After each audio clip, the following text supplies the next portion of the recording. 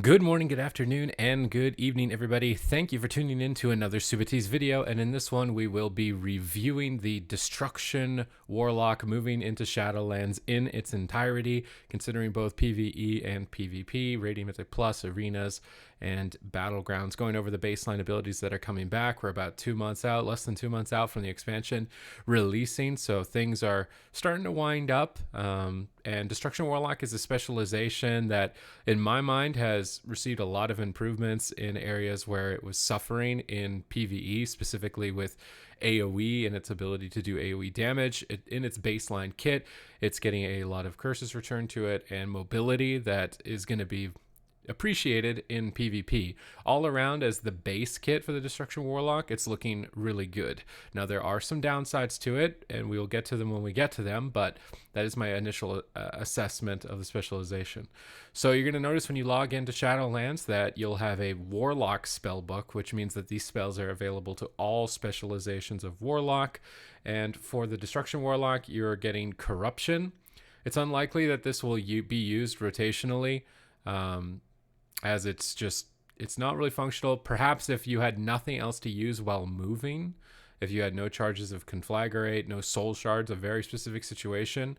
For the most part in PvE, I feel as though you could get away with not having this keybound if you didn't want to deal with it as an extra keybind and be totally fine. In PvP, you might get interrupted, and it would be useful as an instant cast spell, as it's on shadow spell school rather than fire or chaos. So you might be able to slip this in as an extra damage over time effect. But with some of the other returning spells, I think your global cooldown usage is likely to be put into better places, such as Curse of Exhaustion, which is returning to Warlocks, a spell that I've been missing on Warlock for a long time, and I feel like a lot of Warlocks have been missing. Maybe more so in PvP, but in PvE it could have its uses as well. It's a 40-yard range. It reduces the target's movement speed by 50%. So just a good old slow. You can't really go wrong with this. It's going to be appreciated greatly in PvP. Curse of Tongues, 500 mana, 40-yard range, forces the target to speak in Demonic, increasing the casting time of all spells by 30% for 30 seconds. So if you know there's a specific mob, boss, player that's going to be casting priority spells, and they're going to need to be interrupted frequently, you can really help out the group by staggering their casting speed by 30%. This is going to be very important in PvE, and I think also very important in PvP, maintaining this on enemy healers, especially teams that don't have the ability to remove curses. It's going to be really powerful with both of these curses returning. It's adding a lot of flavor back to the Destruction Warlock. Thirdly, we're getting Curse of Weakness. It's 500 mana, 40-yard range, increases the time between an enemy's attacks by 20% for 2 minutes. So if you wanted to make casters really annoyed and healers really annoyed, you can also make melee attackers very annoyed. So if you know that there's a rapid fire monster or an enraged monster that's going to start attacking faster when it's lower health, utilizing this to sort of mitigate the damage on your tank is going to be really useful in PvE.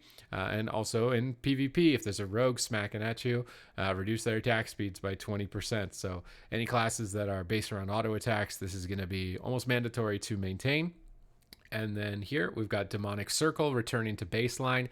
There's a talent to replace it. We'll get to it when we get to the talents. So having mobility and being able to avoid a fight, both in PvE, being able to sort of get out of mechanics and avoid situations is going to be a lot better now, having this baseline. And then in PvP, you're not going to have to sacrifice things like the Mortal Coil anymore to gain access to this mobility. So you don't have to necessarily deal with the frustrations as much with Warriors and Death Knights just pounding away at you and you being unable to escape. This is a nice return in my mind for Warlock in all aspects of the game. I have Kilrog, just a quality of life here thing for the Warlock, just somebody in the eye to go and scout areas. It's really only going to be used for RP or just out in the world, maybe possibly while you're leveling. Ritual of Doom is a new spell, and this is harkening back to the original Ritual of Doom. So you can summon a Doom Guard. It's more or less just kind of cheesy. I feel like it's not going to be something you really worry about competitively. It's just there if you want to go into Stormwind, summon in a Doom Guard like the old days on Warlock. It's more or less there as just like a throwback in my mind. You're going to notice that Fell Domination has returned. 3-minute cooldown. Your next Imp, Voidwalker, Succubus, Fellhunter, or Felguard summon spell has its casting time reduced by 5.5 seconds. Yes, reduced by 5.5 seconds. This is one of the significant downsides of Warlock at the moment in Shadowlands. Your ability to change pets has basically been removed. You're going to be committed to one pet specifically in any instance, and if it ends up dying or you want to switch it, you will have to use Fel Domination to switch your pet. So it's going to be very important before you engage in a dungeon or start leveling out in the world or quest out in the world or start PvPing in arena that you've really made up your mind as to what pet you want. This is going to have really big drawbacks in PvP, more so than PvE. If enemy teams focus your pet and kill it, there could be a significant period of time where you simply don't have a pet. Now, being able to switch between Fellhunter and Imp has been, in my mind, almost oppressive to specializations like Hunters in PvP, where their freezing traps end up just being gambles on whether or not the Warlock's Imp removes the freezing trap, and then the Warlock can freely switch to the Fellhunter and also interrupt the enemy healer. So while that's a really high skill cap for the Warlock to switch pets, I think that this is a necessary change to put a cooldown, or not a cooldown, but to make it dramatically discouraged unless you're really going to take the risk of your pet dying and then the enemy team has something to play around. So I'm not entirely against this change to the Warlock, but it's obviously not going to be great when you first log in to notice that your pet selection is a really long cast time. Aside from that, I think that's it for all the baseline abilities. So we'll jump into the talents. And this is where things start benefiting Destruction Warlocks a lot in PvE, not so much in PvP. So Soulfire, which is still in the first row, has been changed. It's 1,000 mana, 3.8 second cast, 45 second cooldown, burns the enemy soul, dealing 4,200 fire damage and applying Immolate. It's a really powerful Immolate. In my mind, it's competing with Flashover, which is a passive, Conflagrate, deals a 25% increased damage and grants an additional charge of Backdraft, which is kind of core to the rotation, especially with some of the other changes to their talents later on, to the point where it's basically mandatory. I would never even really look at these two other options because this passive is so powerful and it fits so well with the kit in terms of maximizing your soul shard generation that I don't know if Soulfire will really see much play. And then if I was considering it in PvP, maybe for a big hit, it's 3.8 seconds cast time. I'm never pressing a spell like that unless it's Greater Pyro. So it's not really getting much use in PvP either, unfortunately. Even though it's receiving some changes, I still think it's not going to be one to go after. Shadowburn got a buff. This is a spell that I missed from my Destruction Warlock back in the days when you used to snipe executes in Battlegrounds and just go target to target. Shadowburn, kill stealing. Perhaps in PvP it returns to that. Basically, you're going to blast a target for 1,300 Shadow Flame damage, and you gain 50% critical strike chance on targets that have 20% less health. So it will be almost guaranteed crit on low health targets and do a lot of damage, a lot more damage. It could be useful for sniping kills in Mythic Plus, maybe on non-fortified weeks, or a long execute phase on a boss in a raid. I have yet to test it in PvP to see how its numbers are, but if it's not tuned in a way that it actually feels like an execute, then it's likely going to fall off to other things like Reverse Entropy, where you just have passive 15% haste. It's just a nice trade, 15% haste. But I would really like to see it come back in PvP, and I'll keep my eyes on it. And you may want to test it out yourself. Inferno has been buffed, so it will also increase the damage of your Rain of Fire, as well as have a 20% chance to generate a Soul Shard Fragment, which is nice for your immediate AoE. But right now with the synergies for PvE, I see Fire and Brimstone getting a ton of value. So now Incinerate will also hit all enemies near your target for 40% of the damage and generate 2 Soul Shard Fragments for each additional enemy hit. It's a lot of Soul Shard generation when you're doing a big pack. To me, that's the Mythic Plus go-to. Cataclysm is probably still the go-to for PvP because it's on a different school of magic. It allows you to apply Immolate to multiple targets. It's just really good quality of life PvP spell. But Fire and Brimstone looks really good for Mythic Plus. And then you're going to notice on the next row, Howl of Terror has returned, replacing Demonic Circle. So a 40-second cooldown, let loose a terrifying howl, causing enemies within 10 yards to flee in fear. Disorient them for 20 seconds. Damage may cancel the effect. Now, Howl of Terror is a bit dangerous to use in PvE because even if you use it as an interrupt on monsters, there's a chance maybe that it doesn't break and then one of the monsters runs into another pull because they're feared and aggroes them. So it's generally pretty risky to use there. In PvP, with Destruction specifically, Mortal Coil still gets a huge amount of value with Curse of Havoc to where you can cast Mortal Coil onto 2 targets, gain double the healing benefit, get double the crowd control. So it's still in my mind, Mortal Coil is the PvP go-to. Howl of Terror, I'm uncertain that it's really going to have a place when Dark Fury exists for PvE. Reducing the cooldown of your Shadow Fury increases your radius by 2 yards for AoE disruption. I'm curious to see if there's anybody that looks to try it out, but for Destruction specifically, Howl of Terror, you're giving up a lot when you give up Mortal Coil. Roaring Blaze, instead of just being a dot, it's going to be Conflagrate, increases your Immolate, Incinerate, and Conflagrate damage to the target by 30% for 8 seconds.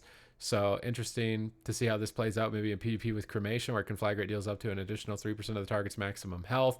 That was kind of like the instant cast Destro build for a while. You're going to notice that Grimoire of Supremacy is gone. Now in PvP, if you liked maxing out that Grimoire of Supremacy and getting a massive Chaos Bolt and 2-tapping somebody, you're probably upset about it being gone. If you're a Mythic Plus player in PvE, you're probably grateful that it's gone, because that was the one thing holding you back in AoE, is that you needed time to ramp up before you were really maximizing your damage. And in Mythic Plus, it's all about getting to your peak as quickly as possible because the monsters are dead before you get there. So with Supremacy being gone, it's a huge benefit in PvE. Massive nerf in PvP. Again, it's probably one that was necessary, as some Chaos Bolts were getting to absurd levels in PvP. But Reign of Chaos is a talent replacing it, harkening back to Warcraft 3. It's a passive. While your initial Infernal is active, every soul shard you spend has a 20% chance to summon an additional Infernal that lasts 10 seconds. You can already see the synergies between Fire and Brimstone with your Incinerate cleaving targets and generating more soul shards to get more Rain of Fires down during your Infernal and really capping out your AoE damage to an insane margin. This is going to be really fun in Mythic Plus, possibly fun in Battlegrounds, but it's going to lose its value in PvP, I would imagine. Maybe I would have to test it out in arenas specifically, but I feel like it's least valuable there because, I mean, it's more of like a single target situation and it's not a single target build. But that's it for the talents. So great benefits to Mythic Plus, maybe some necessary nerfs to PvP. Hopefully the revival or return of Shadowburn in PvP, as I feel like that's a spell that all Destruction Warlocks miss in that environment. You're going to see Amplify Curse in your Honor talents. Taking a look at this specifically, 45-second cooldown. Your next Curse of Exhaustion, Curse of Tongues, or Curse of Weakness is amplified. Your Curse of Exhaustion will be a 70% slow. Your Curse of Tongues will be a 60% casting reduction. And your Curse of Weakness, enemies are unable to critically strike. So you could get some really cool synergies with this. If you really wanted to be annoying and you knew the other team didn't have a way to remove curses, can you imagine being a paladin with all the slow casted heals now that they have in Shadowlands, and you're casting 60% slower and no one on your team can decurse? This is going to have some really niche and fun use in PvP when you can really annoy enemy healers. But that's basically it for the talents. That's it for the baseline spells. Let's jump into the covenants. And sadly, the covenants are a bit lackluster when it comes to Destruction Warlock. Now, with the covenants, these are abilities that all warlocks will get. And when you join the Necro Lords, you'll get this really cool looking transmog. You'll get Fleshcraft. It's just an absorb shield. You already have a lot of those. Not a big deal in terms of mitigation. I think the main use of this will be the Soulbind talent within the Necro Lords themselves when you dive deeper into the Covenant, where while channeling it, you will be immune to crowd control. And if you complete the channel, you'll be immune to crowd control for a further 4 seconds. So utilizing that to preempt stuns on bosses or dungeons or trash pulls and PvP is going to have a high skill cap for the Warlock with this ability. But the absorption effect is very minor and likely not worth casting unless you're about to get hit by something that's like one of those massive mechanics. I'm thinking back to like the Magtheridon's Lair when the roof falls down and everybody hits 10%, so you might want to channel it right before something like that happens. But Decimating Bolt, It's a 2000 mana cost, 2.4-second cast, 45-second cooldown. You hurl bolts of decimating magic at your target, dealing 2022 shadow damage and increasing the damage of your next 3 incinerates by 200%. Decimating bolts damage and the bonus to incinerate both increase as your target's health decreases. So really good already on raid bosses or potentially tyrannical mythic plus dungeons, because it does more damage the lower the health the targets get.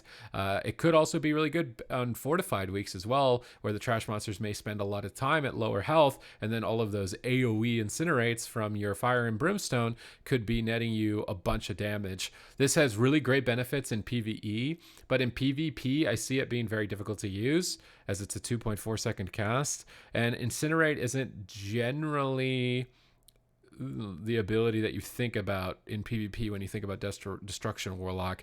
Maybe it works against melee cleaves or in random battlegrounds where you could run fire and brimstone and synergize it the same way it benefits in PvE, but I think it's dramatically weaker in PvP scenarios. And this is more so if you're a raid focused player, in my mind, that you would want to go for this. But Fleshcraft, you channel it, you could be immune to crowd control. If you successfully channel it all the way, you're immune for 4 more seconds. Decimating Bolt, big nuke, sick animation, blast out a target, and then your incinerates are going to start doing more damage. And the lower health the target is, the more damage everything does. It's got great synergy with the kit when it comes to PvE. It's just in PvP, I see it having pretty big drawbacks for the spec. I guess it does open up possibly another threat than just your Chaos Bolts. So there is that to think about. And it's definitely not the worst option. When we get to that one, you'll know right away. We'll look at the Venthyr here. So if you want to be part of the vampires, you like the aesthetic and the look, let's look at the abilities. You'll get the Door of Shadows for an extra teleport. You could use your Demonic Circle to teleport, and then also jump off a bridge and then use Door of Shadows to teleport back up once again. Make sure you've got somewhere to land when you jump off the bridge. Land safely, but it's one of the best mobility in the game. It's super cool and fun to use. And then Impending Catastrophe. It's 2000 mana, 40-yard range, 1.9-second cast, 1 minute cooldown.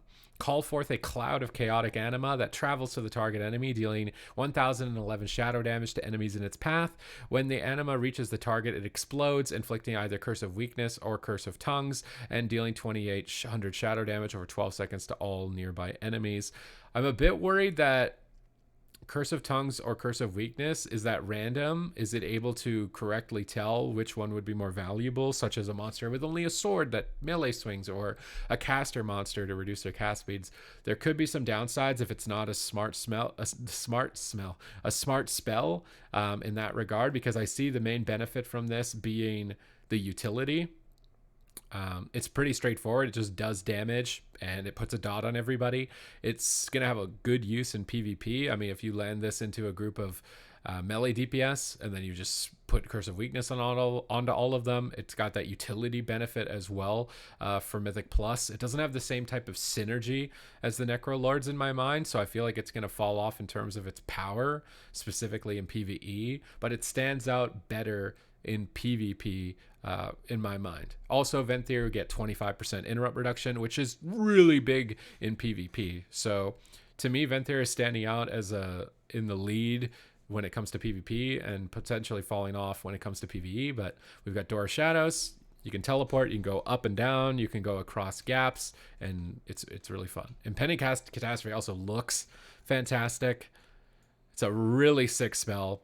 I hope that it ends up doing quite a bit of damage as well, maybe to compete with the other options, because it's easily like one of the best looking animations coming into Shadowlands. But if you're a PvP Warlock, I feel like you can't go wrong with Venthyr for any of your specs either, just because of the interrupt reduction, the extra mobility, and some of the utility that comes with this other nuke. It's a pretty fun spell for PvP, but I see where it falls behind. Now, Night Fae, on the other hand, this is the one you probably want to avoid. You can be part of the fairies, as much sense as that makes for a warlock to want to join in with the fairies, but if you want to, you can. You'll get Soul Shape, which is just a ghost wolf with blink, 1.5 minute cooldown, turn into a Vulpin, and you can teleport 15 yards with a cooldown. You run really fast. Soul Rot, this is one that doesn't fit in my mind with Destruction Warlock. To me, it only works for Affliction, fantasy-wise and functionally, only works for Affliction. I almost think that they should go back to the drawing board with this one, because it is so lacking and so, what's the word, jarring as a destruction warlock and even as a demonology warlock. It's a 40-yard range, 1.4 second cast, 1 minute cooldown. Wither away all life force of your current target and up to 3 additional nearby targets, causing them to suffer 1300 nature damage over 8 seconds. For the next 8 seconds, casting Drain Life will cause you to also drain life any enemy affected by your Soul Rot, and Drain Life will not consume any mana. Consumes 20% of the maximum health when cast. So the only place I see this would be PvP, because all the other options really fit well with your rotation in your class or add some extra utility in Mythic Plus for AoE, and other options are better for single target. It just seems fantasy wise and almost in all content of the game that this is really forced in on Destruction Warlock. I'm not a super big fan of it, but when we look at the abilities, you've got the Teleporting Vulpin, and then let's just see what Soul Rot looks like. So you'd apply Soul Rot, and then you would go for Drain Life. You could go for some Legendaries to like really beef up this Drain Life, and maybe it opens it up as a possible combo, but I would see that it's more or less only going to be a combo in PvP.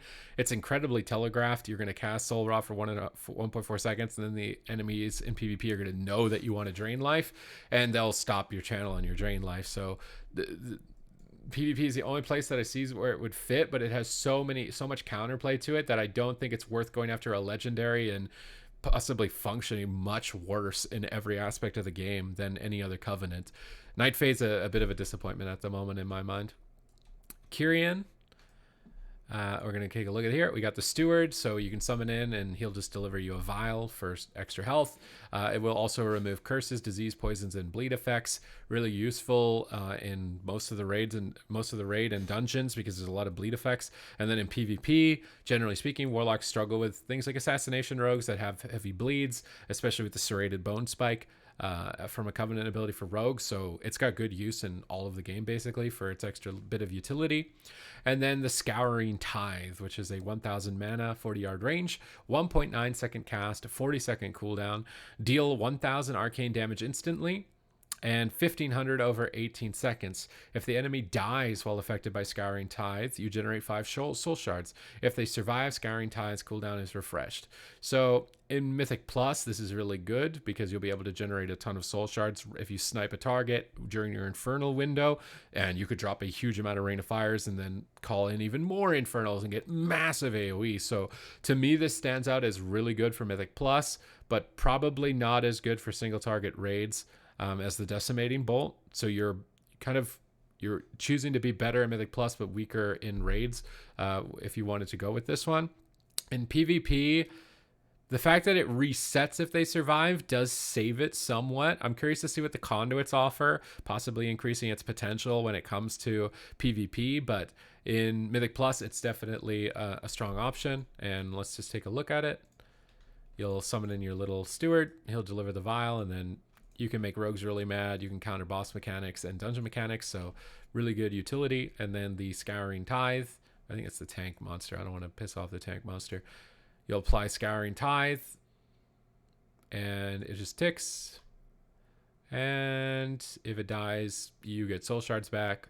And if it doesn't, you get to cast it again. So it could be really good for those burst moments in Mythic Plus.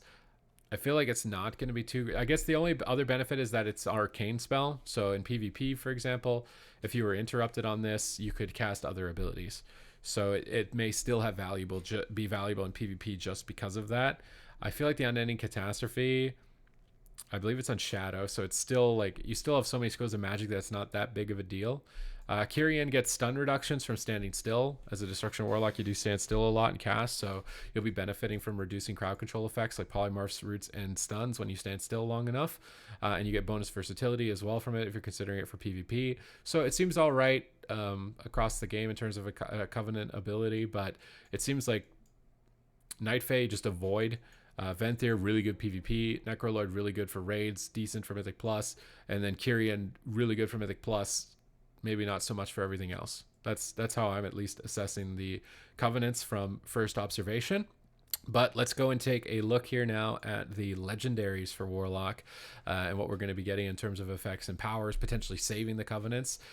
Claw of Enderith, drain life now channels 100% faster and restores health 100% faster. This is what I was talking about with perhaps saving Soul Rot from the Night Fae. You would be building your character only for that moment, and in PvP, I still feel like it would be easily counterable. In PvE, is it ultimately going to? I mean, I feel like your AoE rotation already feels so great. Why are you doing like this weird secondary AoE build rotation into the Destruction Warlock's kit? I feel like it's not going to fit fantasy-wise. Now, maybe you want this as a defensive legendary in PvP. It could obviously be really cheesy. You might be able to survive for a really long time with this drain life, so it could be cheesy there. It might be really powerful in Torghast. Maybe that's where Soul Rot might have some saving grace if you wanted to do some really big pulls in Torghast and solo content, and then you could drain life all the monsters and do a massive pull by yourself if you're soloing it. Maybe that's where it could sit as a place, but that's a bit of a stretch. Mark of Borrowed Power. Chaos Bolt has a 5% chance to refund all soul shards spent. Nice synergy. Just in PvP, getting more Chaos Bolts, but 5% is pretty low. So it's not standing out amazingly to me at the moment. Pillars of the Dark Portal. Demonic Gateway is now instant cast, so you could relay your gateway really easily. And your first use of the gateway does not trigger its cooldown. So if you really want to make melee DPS pay for their transgressions on you in previous expansions where you lost all of your mobility, this would be a legendary to go after. In PvE, I don't think it's going to be worth it. It's not going to be valuable. But it's more or less, I think, a cheesy one for PvP as well.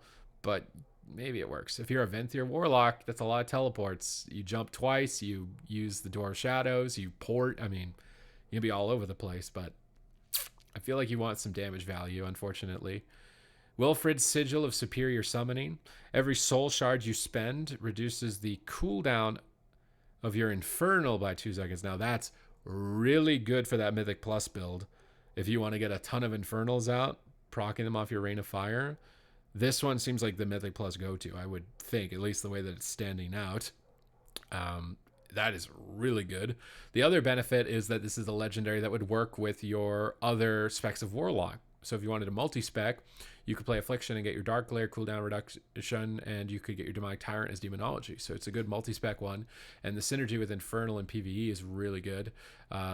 It could also possibly be good in PvP. Maybe that Rain of Fire build actually makes its way into Arena, and you focus on trying to stack players up. You play with a Death Knight, and they try and grip targets together, and you try and blast them down with Fire and Brimstone and Rain of Fire. It's possible. So it could be good in all aspects of the game, but it does stand out in Mythic Plus more so. Destruction Warlock legendaries, specific to Destruction Warlock here. We've got Cinders of Aj-Akir. Conflagrate has 1 additional charge and has its recharge time reduced by 3%. So really good synergy with that reworked talent backdraft, possibly for some good single target damage.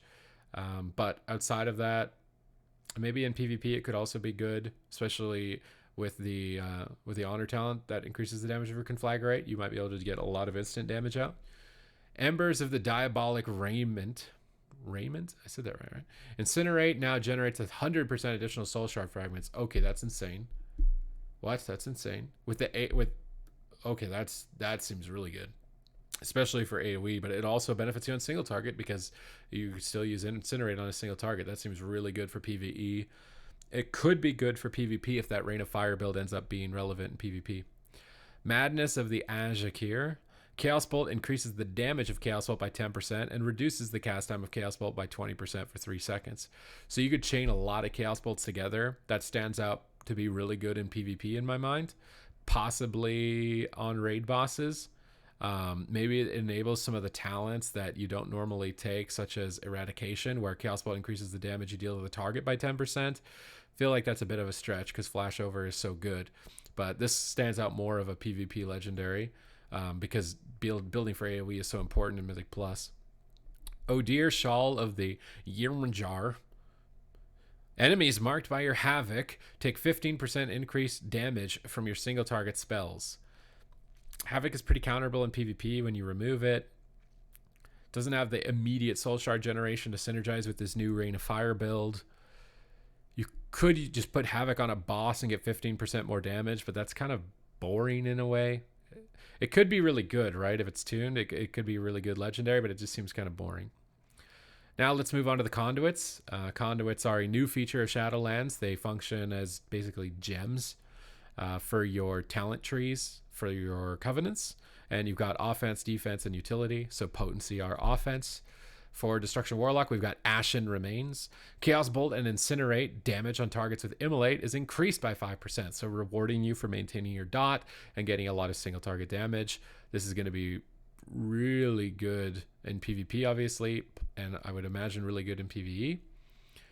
Combusting Engine Conflagrate increases your remaining Immolate damage by 15% until Immolate expires or is refreshed. Again, trying to get you to play that backdraft build with that one. It could be good. It could also not be good. Maybe in PvP with that Havoc honor talent where you apply Immolate to everybody immediately and you'd hit Conflagrate on everybody. It could be really cheesy there, but I'm not feeling this one at the moment in PvE or PvP. Duplicious Havoc. Havoc transfers 10% more damage. Really good for 2-target cleave. Again, in PvP, pretty counterable, not standing out as well as the Ashen Remains. Infernal Brand. Your Infernal's melee attacks cause its target to take 10% increased damage from its immolation, stacking up to 15 times. Does this also include Infernal summoned from your Reign of Chaos? That could be a lot of damage and really good for that Infernal build in Mythic Plus. Possibly good in PvP, again, if that Rain of Fire build ends up being relevant in PvP, but that seems like really good for Mythic Plus. For the Covenants specific soul binds, we've got the Kyrian. This is going to amplify the Scouring Tithe. Destruction Warlock. When a target dies under the effects of Scouring Tithe, gain 10% increased damage to your Chaos Bolt for 10 seconds. You're generally going to be using Rain of Fire when you're using the Scouring Tithe with the Soul Shard generation in your build. So in PvP, your target's not going to die to this ever. So this just doesn't seem great in any situation. Catastrophic origin. Impending catastrophes damage over time, and the inflicted curse lasts 50% longer against your primary target. That could be really good, but again, it's a little bit of RNG, right? So if you casted this on a healer, would you get tongues or weakness on them in PvP? You cast it in PvE. Did you get the right roll? It seems like it's random, right? Because when I cast it on that training dummy, I got tongues on one of them and I got weakness on the other. So that RNG element to it definitely lowers its value, but the dot will last longer and do more damage, which is just a great secondary benefit. Prolonged Decimation. Incinerate has a 10% chance to not consume a charge of Decimating Bolt. Really good synergy with Decimating Bolt. Decimating Bolt to me in PvE seems like the most fun one, the most consistent one. In PvP, though, Incinerate's not that valuable, and this Rain of Fire build I feel like is unlikely to be what the go-to is, so Impending Catastrophe feels like it would be better in PvP. And then Exhumed Soul for the night phase. This is going to save it. Soul Rot damage and radius is increased by 30%, but costs 10% more health. The fact that it even has a downside that it costs health is really strange. Again, fantasy-wise, I feel like it only fits with Affliction. Functionally, I don't see where it's going to be placed anywhere in the game, Mythic Plus rating or PvP. It doesn't feel like it fits in with a Kit of Destruction or Demonology at all. And I don't think that this Conduit redeems the Covenant spell. So I'm not really looking at it too much. Endurance Soulbinds. So this is defense. Accrued Vitality. Drain life heals for 44% of the amount drained over 10 seconds. If you really wanted to be that unkillable, annoying Drain Life Warlock in PvP, you could. In PvE, if you have to press Drain Life, you should probably leave the group. Diabolic Bloodstone. Anyone that consumes your Hellstone infuses you with 5% leech for 8 seconds. A little bit of minor healing, not a big deal. Resolute Barrier. Attacks received that deal at least 5% of your health decrease Unending Resolve's cooldown by 10 seconds. Cannot occur more than once every 30 seconds. None of these are standing out as spectacular. In PvP, 5% of your health, I guess you do get hit pretty frequently. So you would be getting about 10, you get 20 seconds off your Unending Resolve every minute. So you get a decent chunk of the cooldown. I feel like this would be good in PvP, and then in PvE also. Just if you get hit, you're probably making a mistake though, right? And I don't see you being able to reduce the cooldown enough that you would hit like some secondary 3-minute cooldown timer where everyone uses their personal cooldowns. This one's a bit harder to pick for PvE. I feel like it's not. You'd pick it for PvP because they all don't really matter in PvE. So picking the Resolute Barrier or possibly the Drain Life for PvP. This is one that I would only pick for PvP because they just don't really matter in PvE. Finesse Soulbind Conduits. We've got Demonic Momentum.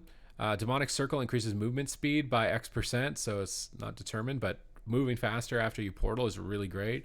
You time that with Blessing of Freedom from Paladin. You're moving unsnared and you're sprinted. Nice utility. Fell Celerity. You reduce the cooldown of Fell Domination by 45 seconds. If you want to be pet swapping or you're worried about your pet dying, then this seems like a really good one to go after. Shade of Terror. Damage required to break your fear effect is increased by X%. Bit worried about that one in PvP if fear is turning into a stun. And then in PvE, if you use fear to stun a mob, a good chance it runs into another pole. So you don't want to do this in PvE. So that's I mean, this is going to be really crazy in PvP, but at the same time, seems unnecessary. And the downsides of it in PvE don't seem to be worth it. And then currently we don't have a fourth conduit, unfortunately, for destruction. But overall, my assessment for Destruction Warlock is that they've improved it dramatically for AoE. It's going to be solid in Mythic Plus. I think it's going to be a lot of fun in Mythic Plus. It's still going to be a lot of fun in Random Battlegrounds. It's still feeling strong in PvP at the moment in terms of balance and tuning.